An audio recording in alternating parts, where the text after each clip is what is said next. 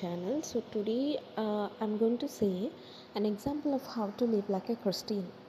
So the text was Philippians 4:8. So everyone has an idol or someone they look up to. So children have an idols, teenagers have an idols, and as adults have idols too. Whom should a Christian look up to? Who has lived in such a way that their life needs to be copied? Of these examples in the Bible, one man stands out from most others, and the man is Paul, formerly known as Saul.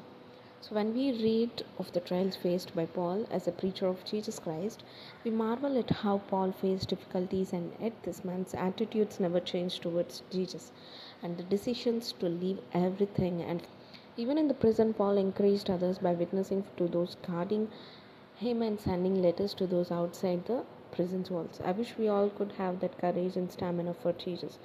So, an example of how to live like a Christian, I'll say just 5 key points which you can remember and which we learn from this.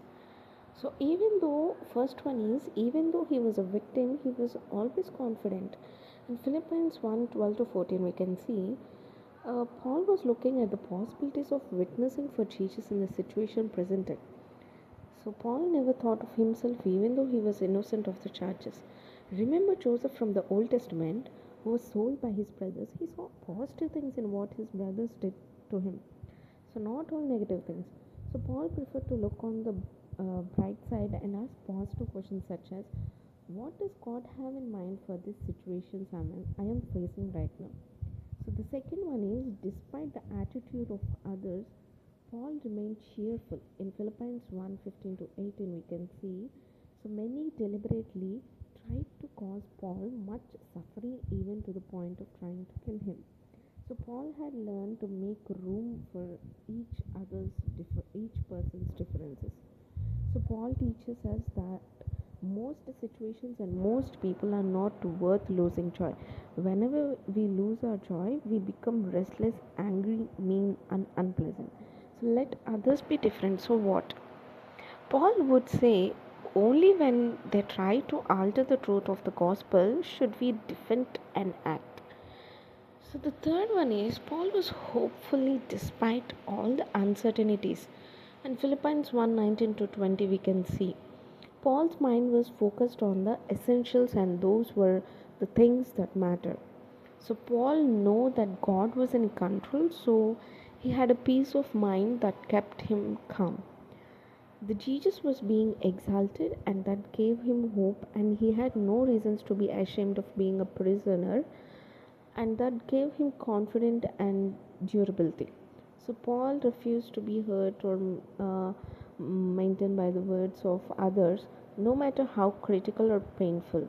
He refused to wallow in self pity and refused to accept criticism and personal attacks, for he knew that were really aimed at Jesus, who he represented. So the fourth one is because Jesus Christ was the center, Paul remained content. And Philippians 1:21 we can see, uh, to me, living is money, fame, power, possession is what most people think and want. For me, to live is to leave everything behind, to be forgotten, to lose everything. So, for Paul and for us, only Jesus Christ matters. Only Jesus can satisfy. The secret of life is the same secret of being happy. Being Christ centered, living at Jesus Christ, control life is how a Christian should live, and Paul did just that. So, here what I conclude that is whenever Jesus Christ becomes our central focus, the very reason for being here, so our view of life is different. The dimensions of life circumstances become different.